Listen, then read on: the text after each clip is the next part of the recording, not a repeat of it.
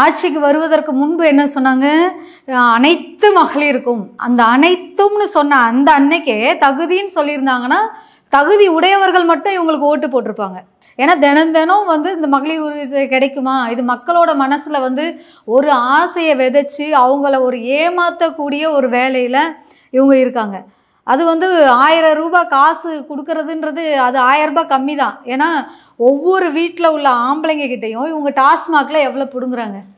டாஸ்மாக்ல ஒரு கோட்டரோ கட்டிங்கோ 50 ரூபாய்க்கு ஒருத்தர் வாங்கினார்னா மாதத்துக்கு நீங்கள் 30 நாளைக்கு கணக்கு பண்ணுங்க, 4500 ரூபாய் வருது. அப்போ 1000 ரூபாயை ஒரு வீட்டில் கொடுத்துட்டு அந்த வீட்டிலேருந்து ஒரு 4500 ரூபாய் காசை அவங்க பிடுங்குறாங்க. பொய்யான வாக்குறுதிகள் கொடுக்கறதுல இந்த திராவிட மாடல் அரசு கை தேர்ந்தது. இவங்க ஊருக்கு டாஸ்மாகை திறந்து வச்சு குடி குடி குடின்னு இவங்க இலக்கு வச்சு நிர்ணயம் பண்ணி பண்ணுறது திராவிட மாடல் அரசு. திமுக கிட்ட கட்சியவே அடமானம் வச்சுட்டாங்க காங்கிரஸ். அவங்க எப்படி காமராஜர் ஐயாவை பற்றி பேசினா கொந்தளிப்பாங்க? காமராஜர் ஐயான்றவர் அவர் எல்லாருக்குமே பொதுவானவர். அவர் ஒரு தேசிய தலைவர். அவரை ஒரு கட்சிக்குள்ளேயோ ஒரு ஜாதிக்குள்ளேயோ அவரை அடைக்க முடியாது. இதே கலைஞர் ஐயா என்ன சொன்னார் தெரியுமா? அண்டங்காக்கா மூக்கன், எருமத்தோலன், கருவாட்டுக்காரி பையன், அதே மாதிரி இன்னும் என்னென்னலாம் ஐயா அவரை இது பண்ண முடியுமோ பண்ணினாங்க. அப்படி இருக்கிற காமராஜர் ஐயா சாவறதுக்கு முன்னாடி கலைஞர்கிட்ட போயிட்டு இந்த மாதிரி இந்த தமிழ்நாட்டையே நீ தான் காப்பாற்றணும்னு இப்படி ஒரு கேவலமான பொய்யை சொல்கிற அந்த திருச்சி சிவா அந்த ஆளுக்கு அறிவில்லை. பச்சை பொய். தனக்கு ஒரு சீட்டு வேணும், தனக்கு ஒரு பிரபலம் வேணும் அப்படின்றதுக்காக தலைவர்கள் இது மாதிரி பேசலாமா? சரி, நான் கேட்குறேன், கலைஞர் ஐயா ஏசி போட்டு கொடுத்தார். கலைஞர் ஐயா சென்னைக்கு எப்படி வந்தார்? திருட்டுத்தனமாக ரயில் ஏறி வந்தார். அப்போ ஓசியில அவர் ஏசி எப்படி போட்டு தந்திருக்க முடியும்? இப்போ இதே என்ன சொன்னாங்க? திருட்டு ரயில் ஏறி வந்தார்னு சொன்னாங்க. ரயில் திருட்டு ரயில் இல்லை, ரயில் நல்ல ரயில். இவர் திருட்டுத்தனமாக வந்தார். கலைஞர் ஐயா திருட்டுத்தனமாக அதில் வந்தவர். இன்னைக்கு அவங்களோட சொத்து என்ன? இன்னைக்கு இன்பநிதி 2.5 கோடி ரூபாயில கார் வாங்கியிருக்கிறாப்புல. யாரு? இன்பநிதி. உதயநிதி இல்லை, உதயநிதிக்கு பையன் இன்பநிதி 2.5 கோடி ரூபாயில. எப்படி அன்னைக்கு அவங்க தாத்தா ஒரு 25 ரூபா கொடுத்து ட்ரெயினுக்கு டிக்கெட் எடுக்கிற காசு இல்லாம திருட்டுத்தனமா ரயில்ல ஏறி வந்தாங்க. இன்னைக்கு அவரோட கொள்ளு பேரன் இன்னைக்கு 2.5 கோடி ரூபாயில காரு. அந்த பையனுக்கு 21 வயசு கிட்ட தான் ஆகுது. அவன் என்ன வேலை பார்க்க? இவங்களுக்கு மட்டும் எங்க இருந்து வருது காசு?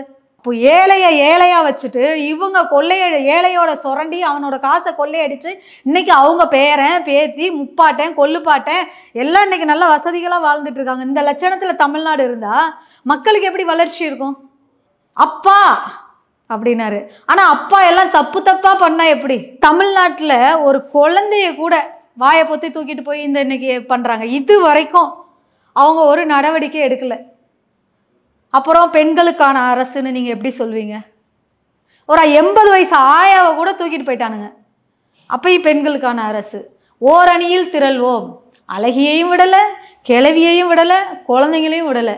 அதனால ஓரணியில் திரள்வோம், பொம்பளைங்களை தூக்கிட்டு போய் என்ன வேணா செய்வோம். அதுக்கு தான் கூப்பிட்றாரு ஓரணியில் திரள்வோம் வார்டு. நீதிக்கும் நேர்மைக்கும் உண்மைக்கும் திராவிட மாடல் ஆட்சியில் இடம் கிடையாது. ஏன்னா அவரை சஸ்பெண்ட் பண்ணது ஒன்றும் பெரிய விஷயம் கிடையாது. நேர்மையாக இருந்தால் இந்த திராவிட மாடல் ஆட்சிக்கு ஏற்றுக்க மாட்டாங்க. ஏன்னா இவங்களுக்கும் நேர்மைக்கும் எல்லாம் கிடையாது. ஏன்னா இவங்க பொய் சொல்லுவாங்க, ஃப்ராட் பண்ணுவாங்க, பித்தலாட்டம் பண்ணுவாங்க. நாங்கள் ஆட்சிக்கு வந்தால் மதுக்கடையை ஒழிப்போன்னு சொல்லுவாங்க, நாங்கள் ஆட்சிக்கு வந்தால் கல்வி கடனை ரத்து பண்ணுவோன்னு சொல்லுவாங்க. அந்த மாதிரி ஒவ்வொரு விஷயங்களும் இவங்க பொய் சொல்லி வர்றதுனால இவங்களுக்கு உண்மையாளர்களை பார்த்தால், ஒரு நேர்மையாளரை பார்த்தால் இவங்களுக்கு ஆகாது. அந்த காவல்துறை அதிகாரி சரிங்களா, ஒரு இன்ஸ்பெக்டருக்கே கார் இருக்குது. ஒரு ஆக்சுவலி ஒரு நார்மலாக ஒரு இன்ஸ்பெக்டரு, ஒரு ஏசி, அதில் பார்த்திங்கன்னா ஒரு டிஎஸ்பியாக இருக்கிறாரு. அந்த ரேஞ்சில் டெப்யூட்டி சூப்பரண்ட் ஆஃப் போலீஸாக இருக்கிறாரு. அந்த மாதிரி ரேங்க்கில் இருக்கிற ஒருத்தரோட காரை பிடுங்கி ஒரு அமைச்சருக்கு கொடுக்க வேண்டிய அவசியம் என்ன?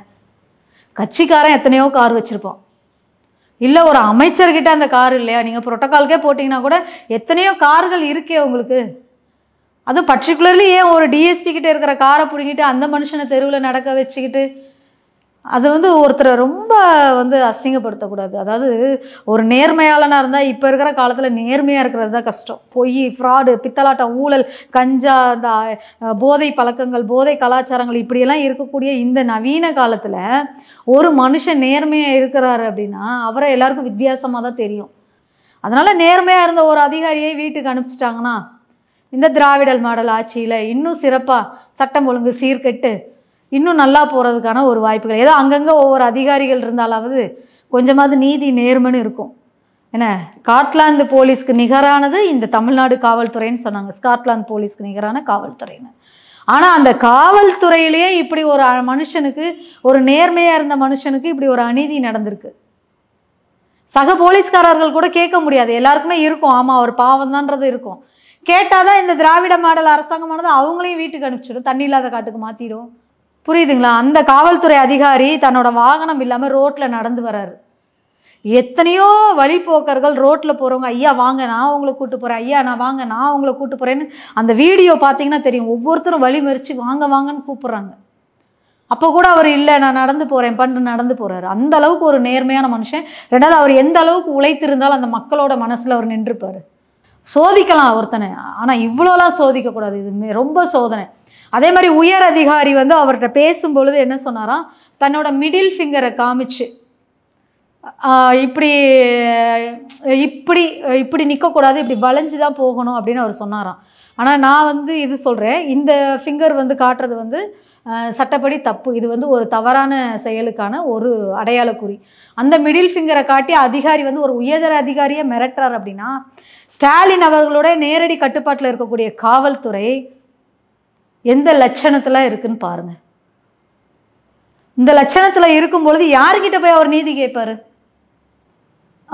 எலெக்ஷன் நேரத்தில் இதுவானது வந்து ஒவ்வொருத்தரோட மனநிலைகள் மாறும், என்ன ஓட்டங்கள் மாறும். அது ஒரு அரசியல்வாதியாக இருந்தாலும் ஒரு இதுவாக இருந்தாலும் அப்போ அவர் என்ன நினைப்பார், நம்ம இந்த கட்சியிலேருந்து இப்போ ஏடிஎம்கேலேருந்து இப்போ நம்ம டிஎம்கே போயிட்டோம் அப்படின்னா நம்மளுக்கு வளர்ச்சி என்ன, நம்மளுக்கு வாய்ப்பு என்ன. அதாவது ஒரு காலகட்டங்களுக்கு மேலே என்ன ஆகிடுதுன்னா இந்த பதவின்றது வந்து மிகப்பெரிய ஒரு போதையாயிடும். அதில் வந்து என்னென்னா நம்ம இங்கே இருக்கோம், நம்மளை யாரும் மதிக்கலை, நம்ம யாரும் கேள்வி கேட்கல, நம்மளுக்கு யாரும் ஒரு இம்பார்ட்டன்ட் தரல அப்படின்னு. அதாவது ஒரு வயசுக்கு மேலே அரசியலில் இருந்து இப்போ எங்களோட கட்சியில் வந்து ஒரு 75 வயசுக்கு மேலே இருக்கிறவங்க அப்படி வழி விட்டுட்டு, இளைஞர்களுக்கு வழி விட்டுட்டு ஓய்வு எடுத்துக்கிற மாதிரி இருக்குது. அப்போ இப்போ அன்வர் ராஜா அவருக்கு பார்த்தீங்கன்னா கண்டிப்பாக வயசு 70-75க்கு மேலே இருக்கும். இந்த வயசுக்கு மேலே அவர் ஏன் அந்த கட்சிக்கு போகிறாரு அப்படின்றது தெரியல.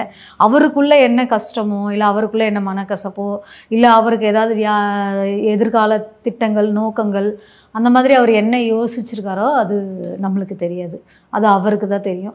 ஆனால் எப்படி அவங்க போயிருந்தாலும் ஒரு கட்சியில் வந்து நம்ம இத்தனை வருஷம் இருந்து வளர்ந்து நம்ம அந்த கட்சியை விட்டு வெளியில் போகிறதுன்றது அது அந்த கட்சிக்கு பண்ணுற துரோகம். லாபமோ நஷ்டமோ நம்ம இந்த வயசுக்கு மேலே, அதாவது அவர் இப்போ ஒரு இளைஞராக இருந்திருந்தால் கூட என்னோடய வளர்ச்சி இருக்குன்னு அவர் சொல்லியிருந்துருக்கலாம். இப்போ இந்த வயசுக்கு மேலே அவர் அங்கே போய் என்ன சாதிச்சிட போகிறாரு?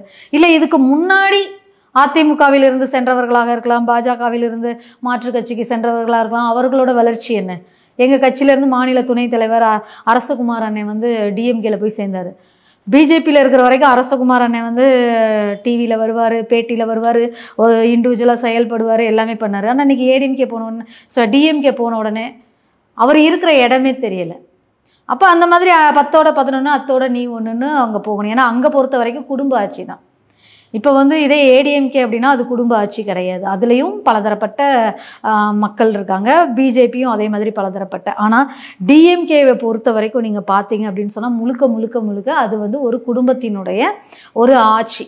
இப்போ இதே ஸ்டாலின் என்ன சொன்னார், என் பையன்லாம் வந்து கட்சிக்குள்ளே வரமாட்டான் அப்படின்னு சொன்னார். ஆனால் பையனை வந்து இளைஞரணி அமைப்பாளராக போட்டாங்களா? அதே மாதிரி என் பையனுக்கு அரசாங்க பதவியில் வரமாட்டார்னு சொன்னாங்க. இன்றைக்கி துணை முதல்வர் கொடுத்து வச்சுருக்காங்க. அதெல்லாம் சொல்வதும் ஒன்றும் செயல் ஒன்றுமாக இருப்பது வந்து இந்த திராவிட மாடல் ஆட்சியில் இருக்குது. அதே மாதிரி இதை பேசும்பொழுது நான் இன்னொரு விஷயம் சொல்லணும். இந்த ஏழை பிள்ளைங்களுக்கு சைக்கிள் கொடுத்தாங்க, ஏழை பிள்ளைங்க நடந்து போய் படிக்குதுன்னு சைக்கிள் கொடுத்தாங்க. இன்றைக்கி அந்த சைக்கிள் வந்து கிடையாது, பிள்ளைங்களுக்கு தரல, அந்த திட்டத்தை ரத்து பண்ணிட்டாங்க. அதே மாதிரி இந்த 12வது படிக்கிற பிள்ளைங்க காலேஜுக்கு போனால் அந்த ப்ராஜெக்ட் அது இதுன்னு பண்ணுறதுக்கு இப்போ எல்லாம் டெக்னாலஜி வளர்ந்துட்டனால டெக்னாலஜிக்கு லேப்டாப் தேவைப்படுது. அந்த லேப்டாப்பையும் இவங்க கொடுக்கல. இன்றைக்கி எத்தனை பிள்ளைங்க லேப்டாப் வாங்குறதுக்கு காசு இல்லாமல் சுற்றிட்டு இருக்காங்க தெரியுமா? ஒரு ப்ராஜெக்டை சப்மிட் பண்ணுறதுக்கு நாயா போய் அலைஞ்சு இரவல் வாங்கிட்டு போயிட்டு அந்த ப்ராஜெக்ட் சப்மிட் பண்ணுதுங்க. அப்போ அந்த லேப்டாப் திட்டமும் கிடையாது. சரி, தாலிக்கு தங்கம் கொடுத்தாங்க, 4 கிராம் தங்கம் கொடுத்தாங்க, 50,000 ரூபா பைசா கொடுத்தாங்க. அந்த திட்டத்தை கூட இன்றைக்கி நிறுத்திட்டாங்க. அதை வந்து மடை மாற்றிருக்கிறாங்க. என்னென்னு மடை மாற்றிருக்கிறாங்கன்னா பட்டதாரி பெண்களுக்கு. அப்போ படிக்காத பெண்களுக்கு எப்படி? பட்டதாரி பெண்கள்னால் இப்போ நீங்கள் இன்றைக்கி ஒரு சில வீட்டில் வந்து பிள்ளைங்கள்லாம் படிப்பாங்க, இன்னும் கிராம சைடில் இருக்கிற பிள்ளைங்கள்லாம் 8வதே தாண்டலையே, பொம்பளை பிள்ளை 8வது மேலே படித்து என்ன பண்ண போகுதுன்னு 8வது முடிச்சுட்டு கல்யாணத்தை பண்ணி வச்சுருவாங்களே. அந்த பிள்ளைங்களாம் கஷ்டப்படுற வீட்டு பிள்ளைங்களுக்கு ஒரு 50,000 ரூபா காசு கிடைக்காம பண்ணி வச்சுருக்காங்க இந்த ஸ்டாலின் அரசாங்கம். அந்த மாதிரி எல்லா விஷயத்துலையும் இவங்க வந்து பொய் தான். நாங்கள் ஆட்சிக்கு வந்தால் டாஸ்மாகை மூடுவோம். ஆனால் இன்றைக்கி டாஸ்மாகுக்கு நிர்ணயம் பண்ணி இலக்கு வச்சு விற்றுக்கிட்டு இருக்காங்க. இன்றைக்கி அதனால் எத்தனை குடும்பங்கள் சீரழியுது, எத்தனை பேரோட வாழ்க்கை வீணாக போகுது. அதெல்லாம் பார்க்கும் பொழுது நம்மளுக்கு அறியாமலே கோபம் வருது இந்த அரசாங்கத்துக்கு மேலே. அதே மாதிரி இந்த கற்பழிப்புலாம் நடக்குது இல்லை. ஏன் இந்த கற்பழிப்பு நடக்குது அப்படின்னா, ஒரு சில போதைப் பொருட்களுக்கு வந்து ஒரு சில குணங்கள் உண்டு. இப்போ சரக்கு அடித்தாங்க அப்படின்னா ஒரு மந்தமாக இருக்கும், ஒரு கஞ்சா குடித்தாங்கன்னா அது வந்து கொஞ்சம் நேரத்துக்கு இருக்கணும். ஆனால் அந்த சிந்தட்டிக் ட்ரெஸ், இந்த மெத்தம் பேட்டமைன் எடுக்கிறாங்கல்ல, அதை எடுத்தால் அந்த காமத்தை தூண்டக்கூடிய, அந்த கற்பழிக்கக்கூடிய ஒரு எண்ணத்தை தூண்டக்கூடிய ஒரு இது வந்து அந்த குழந்தை, அந்த பசங்களுக்கோ இல்லை அந்த ஆம்பளைக்கோ அந்த பொம்பளைக்கோ அந்த ஒரு எண்ணங்களை வந்து அது கொண்டு வருது. அப்போ கொண்டு வரும்போது அவன் என்ன பண்ணுவான், இந்த இப்போ கும்முடி பூண்டியில் ஒரு பிள்ளைய வாயை பொத்தி தூக்கிட்டு போனானே அது மாதிரி. அப்போது இந்த அரசாங்கம் அதெல்லாம் ஊக்குவிக்கிறாங்களா? அப்போது ஒரு அது அவங்களுக்கு தெரியுது. ஏதோ அவங்க கட்சிக்காரன் தான் அந்த சாதிக்கு அப்படின்றவர் வந்து ஜாஃபர் சாதிக்குன்றவர் அந்த சிந்தட்டிக் ட்ரக்ஸு, அந்த சிந்தட்டிக் ட்ரக்ஸுக்கு காம உணர்வை தூண்டக்கூடிய ஒரு இது உண்டாம். அந்த இப்போ நான் நேற்று தான் அதை பார்த்துக்கிட்டு இருந்தேன். அப்போ அதனால தான் கூட இது மாதிரி கற்பழிப்புகள், ஏன்னா 80-90 வயசு ஆயாவை கூட தூக்கிட்டு போயிட்டு இது மாதிரி பண்ணுறாங்க அப்படின்னும்போது, அப்போது அந்த போதை கலாச்சாரத்தினால தான் இன்றைக்கி தமிழ்நாடு சீரழிஞ்சு போய் கிடக்கு. இந்த நாடு வந்து இப்படி நாசமாக போகிறதுக்கு இந்த திராவிட மாடல் ஆட்சி தான் சாட்சி. அதனால் மக்கள் வந்து தான் தெளிவான ஒரு முடிவு எடுக்க முடியும். ஏன்னா மக்களுக்கு வந்து நான் இந்த தமிழ்நாட்டு மக்களுக்கு நான் ஒரு குடிமகனாக நான் ஒன்று சொல்லணும் அப்படின்னு சொன்னால், தயவு செய்து ஓட்டுக்கு காசு வாங்காதீங்க. அந்த 1000 ரூபாய் காசுன்றது நீங்கள் ஒரு வேளை ஒரு கல்யாண வீட்டுக்கு போனால் மொய் வைக்கிற காசு, ஒரு 2 வேளை பிரியாணி சாப்பிட்ற காசு. அதுக்கு ஆசைப்பட்டுக்கிட்டு தயவு செய்து இந்த மாதிரி ஒரு கேவலமான அரசாங்கத்தை மீண்டும் கொண்டுட்டு வராதீங்கன்றது தான் இந்த தமிழ்நாடு மக்களோட என்னோட கோரிக்கை.